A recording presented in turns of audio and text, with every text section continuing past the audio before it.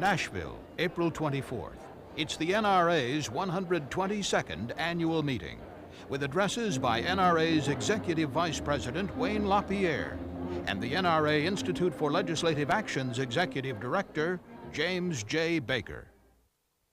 Wayne LaPierre, A Fight for Freedom. The next person we'll hear from is our Executive Director of the National Rifle Association, the person who's been responsible for our efforts, our achievements, and our successes over the last 2 years, Mr. Wayne LaPierre.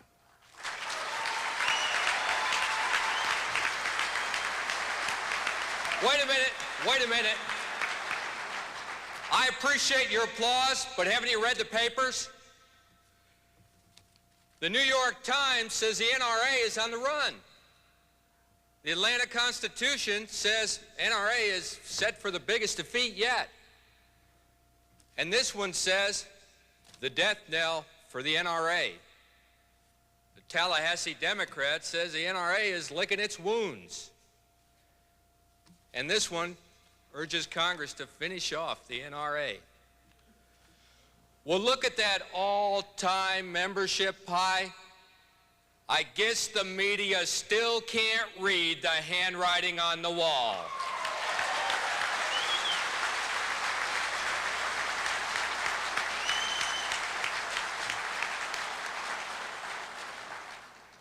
You know, for 15 years, I've made it my life to sense the shifting sands of public opinion around a rock called the Second Amendment.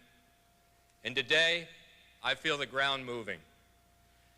I feel the ground move when reports cross my desk each day showing another 2,000 Americans join the National Rifle Association. But the truth is, I feel the ground move the other way when a deer hunter in Pennsylvania says, "But Wayne, what's the deal with these automatic assault rifles?" He doesn't know the truth. I feel the ground move when 10,000 American women attend our free personal protection seminars to decide if they want to own a firearm and how to do so safely and responsibly. But then I feel the ground move another way when one of those women walks out of a California seminar and says, "But Wayne, what's wrong with a waiting period?" She doesn't know the truth. I feel the ground move when one of our crime strike phone banks is jammed with volunteers who'll do almost anything to fix a disgrace called the American criminal justice system. But then I feel it move another way when a gun owner in South Carolina tugs my sleeve and says, "Wayne, the papers say we're the criminal's best friend." He doesn't know the truth. I feel the ground move when a public school systems adopt NRA's Ed of the Eagle gun safety program, now distributed to 4 million school kids with firearm accident rates the lowest ever. But then I feel that ground slip when I walk out of NRA headquarters in Washington, D.C. to see protesters with signs that say, "Stop the killing of our children." They don't know the truth. I feel the ground move when 38,000 hunters attend NRA's Great American Hunters Tour with 60 stops coast to coast. But then I feel the ground crack when one of those young hunters in Missouri says, "But Wayne, what's wrong with a one-gun-a-month law?" He doesn't know the truth. I feel solid ground beneath my feet when polls show a majority of Americans say the real cause of crime isn't guns, but a decline in moral values, drugs, and the collapse of our criminal justice system. And that 90% of Americans believe in the right to own a firearm. And that 90% of Americans believe more anti-gun laws will do nothing to stop criminal violence. But then I feel the ground soften in the same breath. Too many say they'll tolerate more anti-gun laws anyway. What they're really saying is they want something, anything, to succeed where their government has failed. They want back the sacred way of life that criminals have taken away. and they think they have to pay for it with their most basic American freedoms. Well, they don't have to, they shouldn't want to, but they don't know the truth.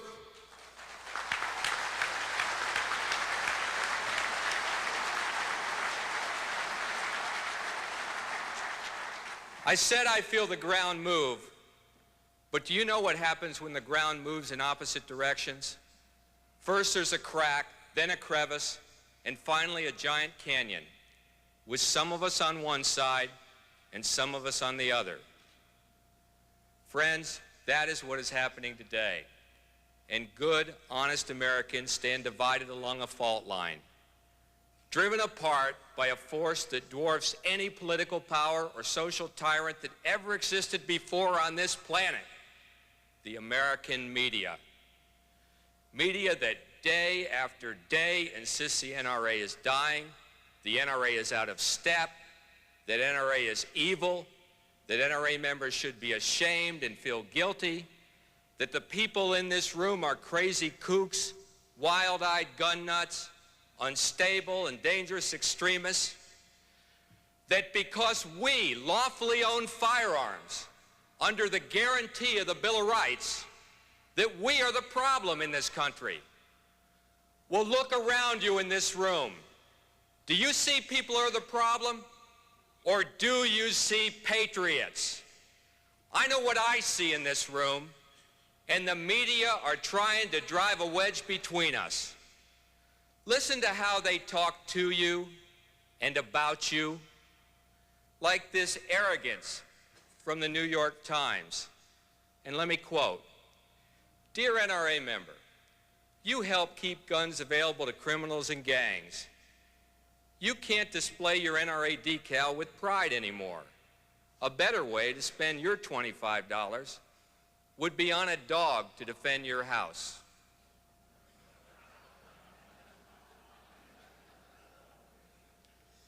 Then in Representative Charles Schumer from New York City's editorial, quote, "Criminals, terrorists, fanatics, and unstable people should begin each day by giving thanks to the NRA."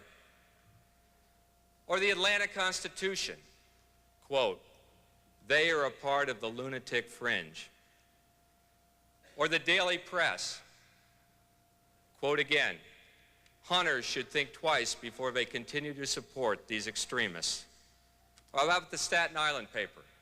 "Measure the madness of the NRA, the minds of the NRA zealots." And that's just the press. Television is even worse. And here's just one example of one newscast. On April 8th, the CBS Evening News reported the tragic story of a German tourist in Miami who rented a car and got lost. Two criminals in another car spotted her. She was rear-ended, dragged from her car, beaten to death, and run over as her children watched. At a press conference, her husband said, "I assume the American criminal justice system will properly deal with these criminals." Well, bad assumption. Because they then reported that the two criminals were arrested. Both had long histories of violent crime, but neither had ever spent a day in prison. Then, the Miami city manager said that in the hundreds of crash and grabs he studied, the average record, the average of these criminals is 12 prior arrests. What's the solution? Criminal justice. Swift, certain punishment.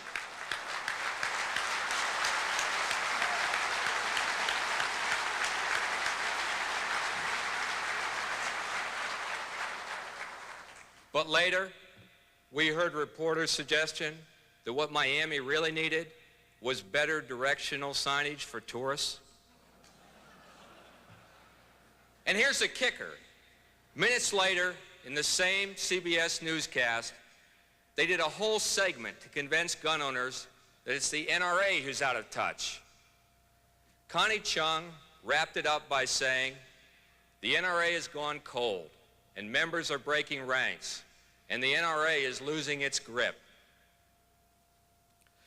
Well, just who's losing whose grip on reality here? Listen, here's reality. You want it? I'll tell it to you. 38 states and over 120 localities are under court order to release prisoners. In Los Angeles, there's one probation officer for every 1,000 ex-cons on probation, and half of them violate probation. In Texas, 1/2 of all aggravated rape cases never result in 1 day in prison. In New York City, the criminal courts have 230,000 cases a year, but can handle only 973 trials. The rest are all plea bargained away. In Washington, D.C., they pick up 40,000 criminals, but can handle 600 trials a year. And across America, the average murderer serves 1/3 of his sentence, and 80% of criminals up for parole must be granted parole to meet release quotas. And you know what? The juvenile justice system is just as bad.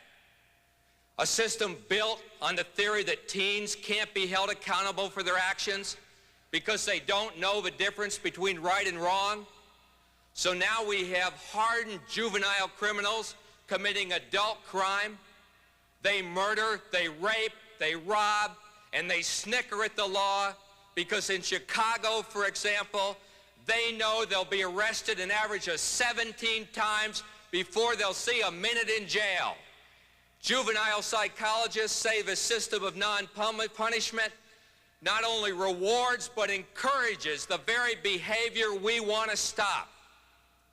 So it's no wonder the single greatest threat to you and your Second Amendment freedom is the armed criminal and the gridlocked, bankrupt criminal justice system that sets him free. Because if they can't provide prison inmates with better living conditions than our soldiers in a boot camp or sailors aboard a ship, out they go, back to your streets. That's what it's come to in this country. And that's the truth the media ignores. So let me show you a new NRA TV commercial about the truth and about how politicians react to it. And please watch. All right, people, the voters are screaming about violent crime. What are we going to tell them? How about the truth? We're not keeping violent criminals in prison. Sir, 35 states are under court order to release criminals. The average criminal set free will commit 187 more crimes a year. We're out of prison space. We gotta make more. Good people are getting hurt bad. With the likelihood of arrest and conviction, a murderer will spend 1.8 years in prison. Yeah, and a rapist a couple of months. I'm not in the prison building business. We're in the re-election business. Thank you. Listen, just a handful of repeat offenders commit most violent crimes. We could just stop letting them go. Look, stop giving me the facts and start giving me headlines. How about another gun control law? Yeah, we've already got 20,000 of them. It just don't work. So my gun control plan to restrict firearm sales to citizens will break the back of violent crime and rid our streets of violent criminals. Do we have any questions? Don't let politicians get away with murder. Join the NRA.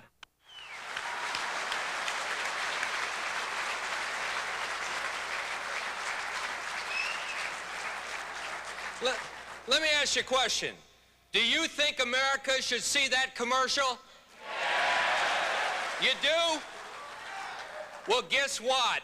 The media don't. All 3 network stations in Washington, D.C. refuse to run it. One of them without even seeing it. These thought police in the media would have made the old Russian Politburo very proud. I mean, where is freedom of speech in America, if not in the world's cradle of freedom? Why have these thought police decided Americans can't think for themselves? Why is it okay for the networks to dramatize gun violence for profit every night, but it's not okay for us to dramatize the failure of our criminal justice system and offer real solutions? You know, maybe the answer starts at the top. Please listen carefully to this statement. Quote, "We can't be so fixated on our desire to preserve the rights of ordinary Americans to legitimately own handguns and rifles that we are unable to think about reality." You know who said that? The President of the United States, who wants to cut federal prison building by $331 million. Now, maybe Bill Clinton is okay with you, and maybe he sounds okay to some people. Maybe this quote sounds okay to some people. But let me change a few words so you can hear what's really happening here. What if he had said, "We can't be so fixated on the right of ordinary Americans to freedom of religion, or the right of ordinary Americans to free speech, or the right of ordinary Americans to freedom of the press." Now, if he'd said that, the American media would be coming unglued about it right about now. But he didn't attack those rights. Only one right. We can't be so fixated on the rights of ordinary Americans to legitimately own handguns and rifles that we are unable to think about reality. Friends, Second Amendment liberties are not to be traded off in desperation over violent crime or political correctness or anything else.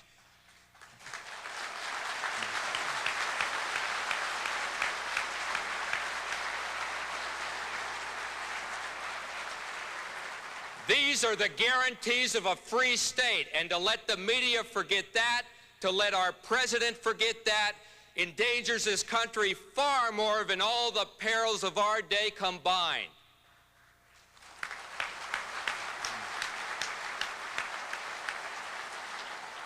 Remember NBC?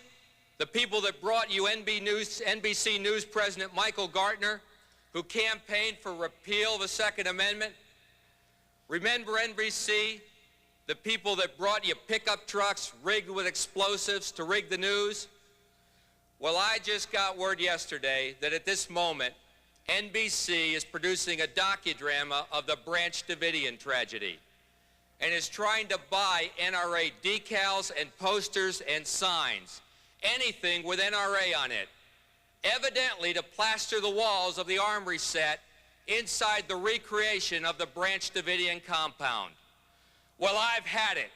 If they try to rig history and libel the NRA, I'm going to throw the book at them. Wait. I have directed NRA's legal counsel to proceed with legal action against NBC if they so defame our great association.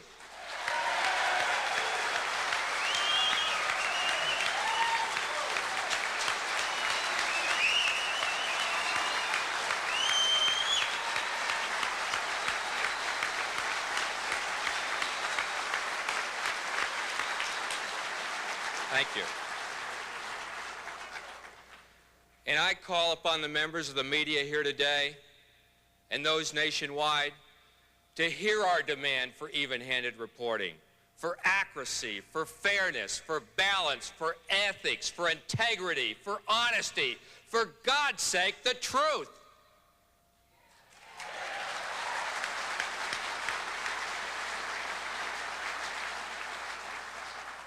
And I call upon law-abiding gun owners to join us, because it's our turn, it's our duty to make the ground move our way. We owe it to freedom to span the Great Canyon that divides us.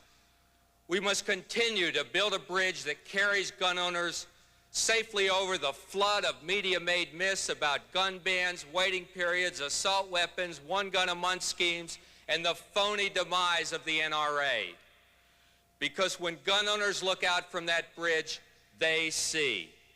They see that in 40 years of endless experimentation, gun control laws have never cut violent crime in America, not once, not anywhere. They look out and they... Thank you.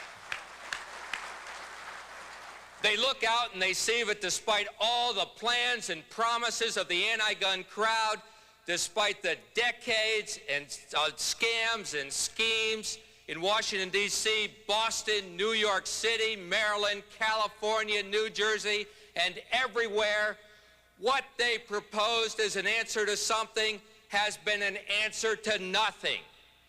And instead of having the honesty to admit that they have perpetrated a great fraud and failure upon law-abiding Americans, these anti-gun fanatics just keep asking for more and more and more. That's why in the last 18 months, 600,000 law-abiding Americans like you have come across that bridge, realizing the canyon isn't really as deep or wide as it looked in the papers or on TV. In fact, they've realized it doesn't exist at all. You know, a couple of hundred years ago, a group of citizen patriots met at a bridge, Concord Bridge. They faced the mightiest army ever known and fired those shots heard around the world. And they gave birth to freedom. And believe me, the earth shook that day. You are no different from them, because every day somebody still has to go to that bridge and stand there to defend freedom. It may be in a polling booth, or by calling a legislator, or by writing a newspaper editor, or just by being here this morning.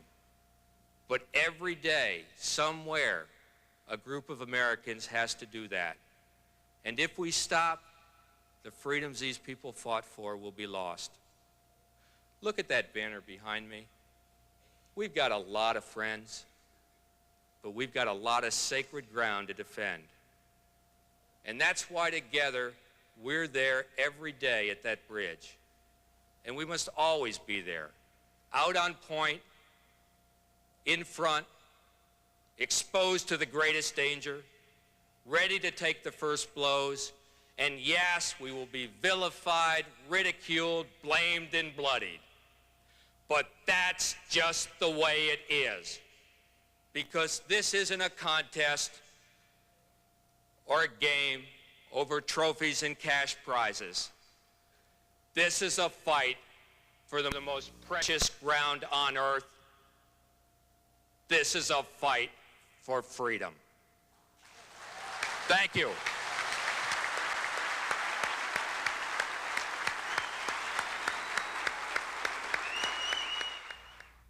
James J. Baker, we are not the enemy.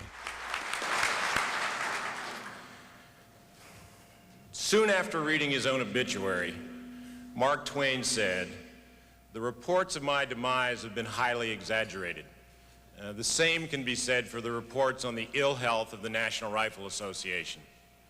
Recent attacks by certain politicians and members of the media have inflicted wounds on the National Rifle Association. But rather than deliver a mortal blow, those attacks have only served to waken a sleeping giant. What our opponents fail to realize is the simple, irrefutable fact that we are not the enemy. The enemy, ladies and gentlemen, are not the tax-paying, law-abiding, voting members of the National Rifle Association. The enemies are those who are doing the killing, the maiming, the robbing, and the looting.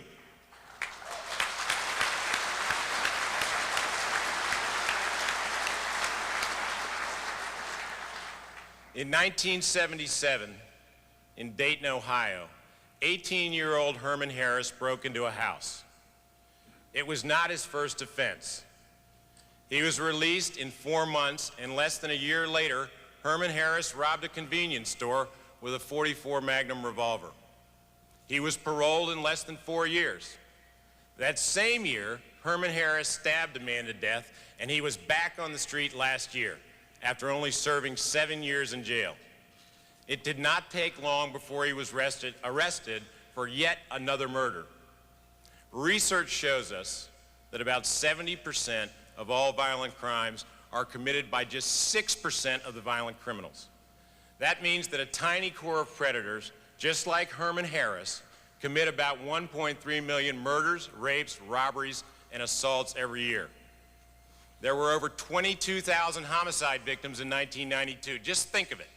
In many of our cities today, your chances of being murdered are greater than your chances of dying in a traffic accident. Now, don't kid yourself. Herman Harris Jr.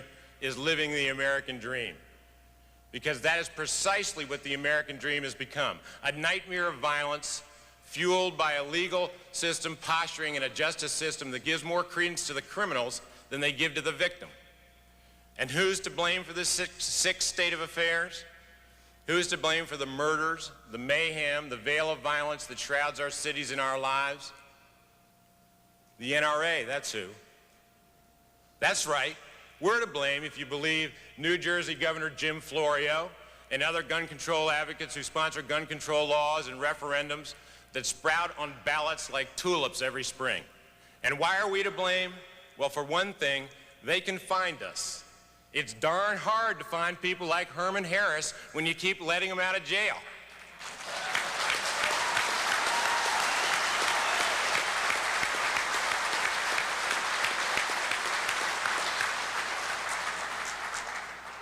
Gun control has become the fashionable buzzword of the 90s, bandied about by those who believe they can find security in a ballot box.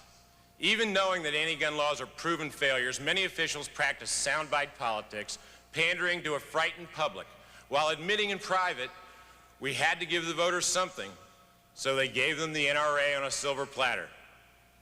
Today, as members of the NRA, we're portrayed as some armed lunatic fringe clinging to some archaic concept of loyalty. Well, just to set the record straight, ladies and gentlemen, this archaic concept we're defending is called the Constitution of the United States.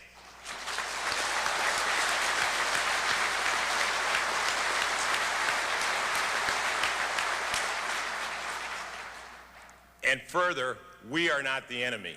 The enemy is in the street. He's armed, and he will continue to be armed even if you sweep every firearm from the gun store shelves. For the typical criminal does not purchase his gun from a gun store. And in case you missed it, let me tell you what this lunatic fringe has accomplished lately. In Arizona, we beat Proposition 200, which could have ended all hunting, fishing in Arizona. The Second Amendment prevailed in Colorado when a judge ruled that Denver's ban on semi-automatic rifles was unconstitutional.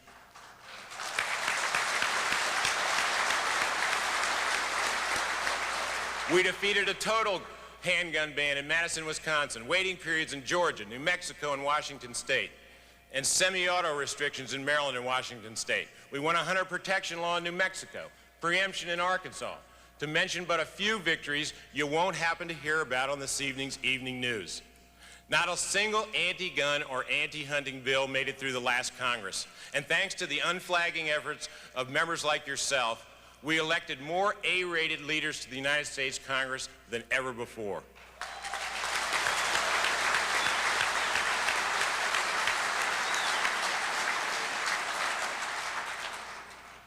It's a record we can all be proud of, ladies and gentlemen, but there are also battles we have lost. Virginia passed a one-gun-a-month gun rationing scheme. In New Jersey, desperate to regain political clout after his huge tax hikes, the governor vetoed a repeal on the ban against semi-automatic rifles, pistols, shotguns, and believe it or not, some BB guns. Governor Florio acts triumphant, as if he has beat the NRA. But if a gun ban is his biggest victory against crime, he has won nothing. Throughout the nation, we face hundreds, if not thousands, of gun control proposals at every level of government. Semi-auto bans in Ohio and Texas, and monthly limits on gun purchases in key states. Some congressmen are proposing a one-gun-a-month scheme nationwide. Other bills would outlaw semi-automatics or ban your detachable magazines or impose a variety of taxes, surtaxes, and increased license fees. We have won nothing if we have not yet recognized the root causes of the problem we all face as Americans. As the media scramble for an ever-shrinking audience, encouraging controversy, exploiting violence, all in the name of public interest. But is it in the public interest to blame legitimate gun owners for violent crime? Is it in the public interest to ignore the fact that right now 2/3 of the U.S. population lives under a waiting period before a gun can be purchased? And waiting periods have done nothing to deter or lower crime. Increasingly arrogant news organizations may ignore facts and rig the gun control issue, just as NBC rigged a gas tank to fake an exploding pickup truck.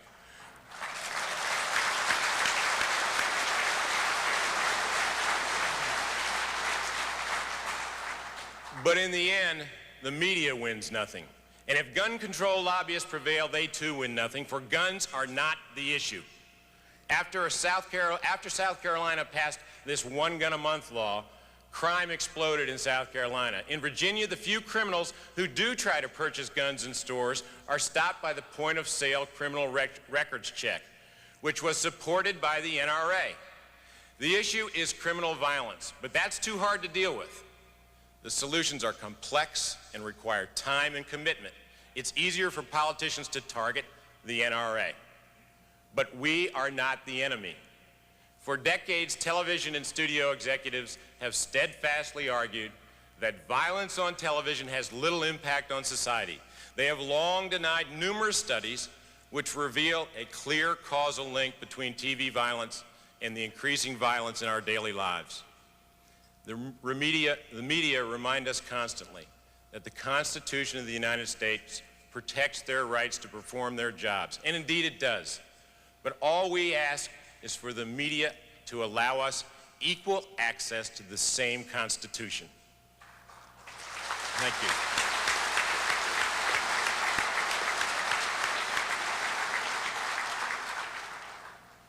Still, each political season brings its new assaults, until the legions of loyalists march to their respective ramparts in lockstep. The issue of gun control has become a set piece, harking back to trench warfare during World War I, embroiling millions of well-meaning followers on both sides of the issue in the hopeless muck of unending conflict. I say enough. Gun control legislation only conceals the real issues before us and compels proponents of each side to squander energy and resources in a political exercise nobody can win, because even in victory, we win nothing. Fear has become the trademark of our society and an acceptable side effect of having achieved the highest standard of living in the history of the world. But it is in this fear which should be, it is this fear which should be unacceptable, and we should attack it at its root causes. Unchecked violence and criminal behavior if we are to have any hope of eliminating these fears. President Clinton feels the NRA is out of step with the way he wants to handle criminal violence. He wishes the NRA would go back to what we were doing when he was a boy. Of course, when President Clinton was a boy, our violent crime rate was 1/5 of what it is now. Convicted murderers served more than 1/3 of their sentences, and it was criminals who were punished, not honest citizens exercising their rights.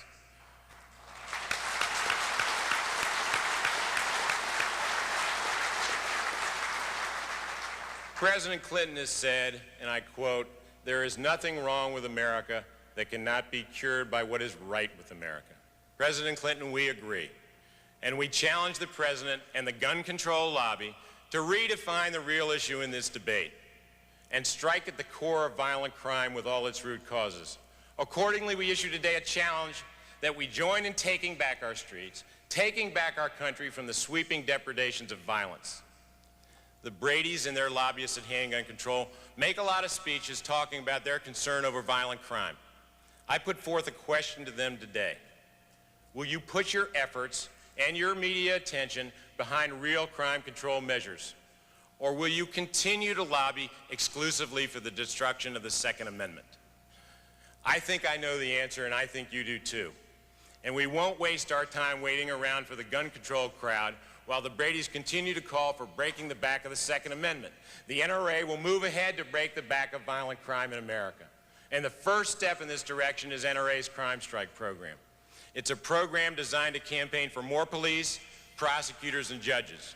We'll demand punishment based on the criminal's crimes rather than his ability to bargain. And we'll expose those in the Thank you. We'll expose those in the criminal justice system who refuse to protect us from the Herman Harris Jr.'s of the world. But change will not come overnight. Only by pursuing real answers to legitimate issues of crime control can we hope to plant the seeds of a solution.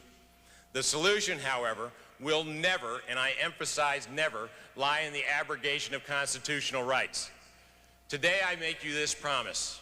While our efforts to reform the criminal justice system will be crucial in meeting the challenges of the years ahead, our defense of the Second Amendment will also be redoubled.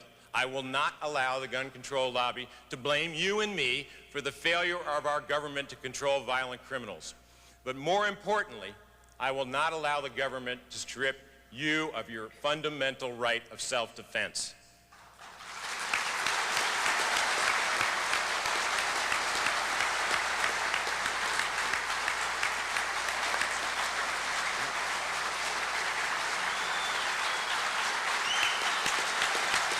Thank you.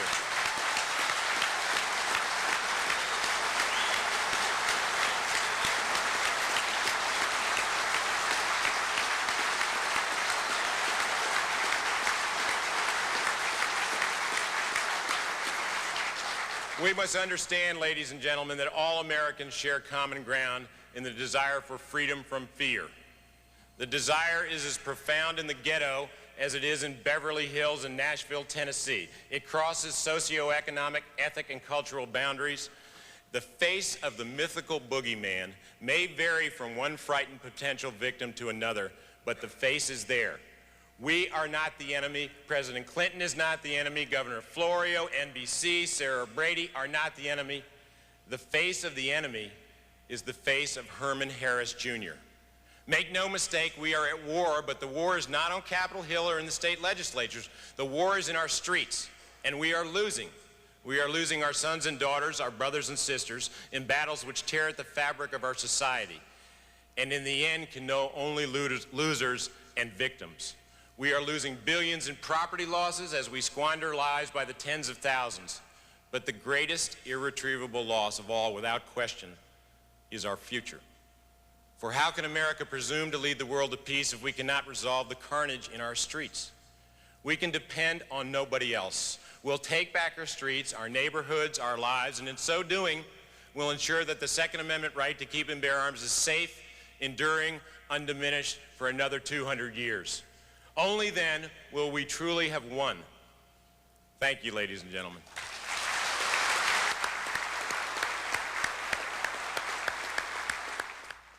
Now a bonus program, the new NRA.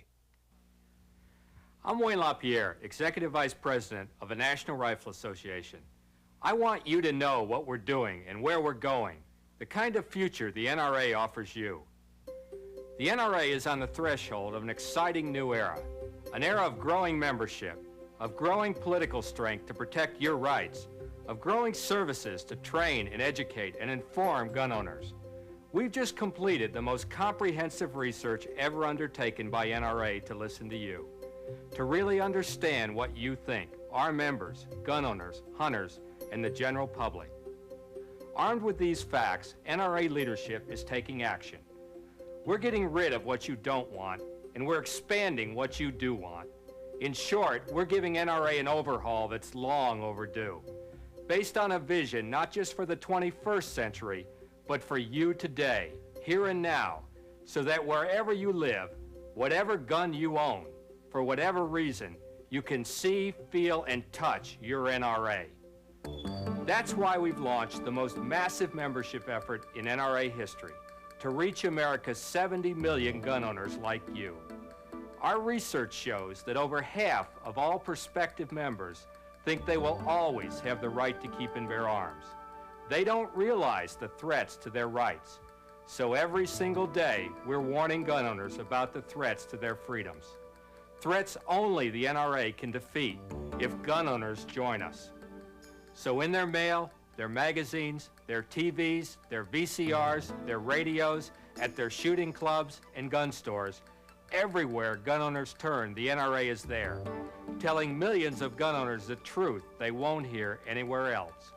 We're telling them about pointless legislation and regulation that threatens their rights. We're telling them about radical anti-hunting groups that promote organized harassment of hunters and the closing of public lands to hunting. We're telling them about America's revolving door criminal justice system and career criminals that threaten their rights. And our TV spots are just as hard-hitting. Take a look. When good American gun owners do nothing and your gun rights are gone forever, historians will wonder, where was the NRA? And your children will ask, where were you? Where were you? Where were you? So come on, do your part. That's a pretty tough message. But let me tell you, so are the threats to gun owners. I'm Jim Baker, head of the NRA's Institute for Legislative Action, and we exist to fight efforts by those who would abolish the absolute and traditional right of law-abiding Americans to own firearms. In my 12 years here, I've never seen anti-gun groups more blind to reality, so dangerously wrong. Under the guise of fighting crime, they're filling their war chests and lining up their politicians. Their attacks range from outright bans on firearms to permitting organized harassment of hunters, to closing public lands to all hunting. At the same time, these forces stand in the way of tough criminal justice. So the NRA is gearing up for the fight. We've handpicked the best brains in the business, a competent, hard-working staff of both experienced veterans and new blood, all committed to the cause. We know all gun owners count on the NRA for political representation, but to win, we count on the support of all gun owners. We must tell every gun owner what the NRA offers them if they join, and what they have to lose if they don't. And that's the point. When gun owners know the truth about the threat and the truth about the NRA, they join. And when they do join, they get the best package of member benefits in NRA history. From magazines to insurance to no-fee credit cards, NRA members get more for their money than ever. Plus a customer service division committed to responsive service to our members. But that's not all. We're taking NRA's vast resources of information and safety and skill development directly to gun owners across America. For example, last year we tested the idea of a whitetail hunting super clinic, a 2-day event where gun owners get the best hunting education in the world. Hunters really foot the bill for wildlife management in America, and the NRA is the #1 hunters organization. The whitetail super clinic sold out, so now we're taking the concept nationwide with 4 more super clinics, plus a 15-stop tour of smaller whitetail clinics. And as more American women turn to firearms for self-defense, the NRA will be there. We're planning 11 gun safety and personal protection seminars coast to coast, with more to come each year. The point is, we're bringing NRA to you. Sporting clays is a good example, sure to become an all-time favorite form of recreational shooting. So we have a new sporting clays development department, and we're introducing the sport nationwide with a TV special, the General Norman Schwarzkopf Invitational Sporting Clays Tournament, sponsored by the NRA. Another TV special that highlights responsible gun ownership is the Charlton Heston Celebrity Shoot. This is an exciting, high-profile endorsement of the shooting sports as a popular, safe, and wholesome activity. And here's another new member of our staff, Eddie Eagle, NRA's mascot, who teaches children about gun safety. NRA has distributed almost 3 million Eddie Eagle safety books to school kids and their parents. This program is so effective, we're developing an animated video, plus new activity books and teacher's guides. These are but a sampling of ways we're taking NRA out of Washington and to you. But there's more in the works. NRA is also testing the concept of franchised NRA gun ranges across America. NRA ranges can give gun owners a place to shoot and serve as critical channels of distribution for NRA products, programs, and services. But there's one thing gun owners want that NRA doesn't offer, yet. They want a solution to the utter failure of their criminal justice system and its results, runaway criminal violence with firearms. Too many in the media blame guns rather than criminals for gun crimes. And they say that banning guns is the answer. That's why the single greatest threat to Second Amendment freedom is the criminal misuse of firearms, and we're doing something about it.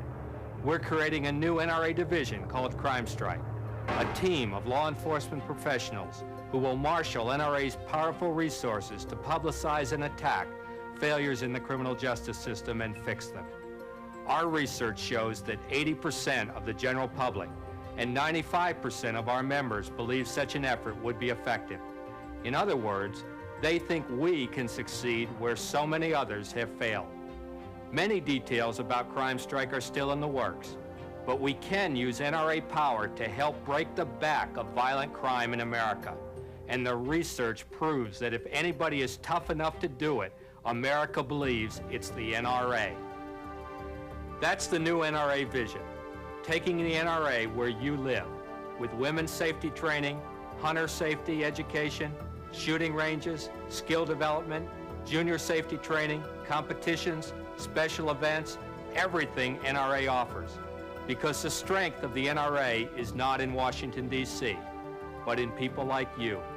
The NRA is your organization. Our values are your values. Our voice is your voice. We make sure your voice is heard. We make sure your values are represented, whether we're popular or not, whether we're liked or not. That's why your signature belongs on the only petition that counts, on the NRA roll call. If that's all you do, you've done more than most Americans to defend your rights. And you'll get more than ever before from your NRA.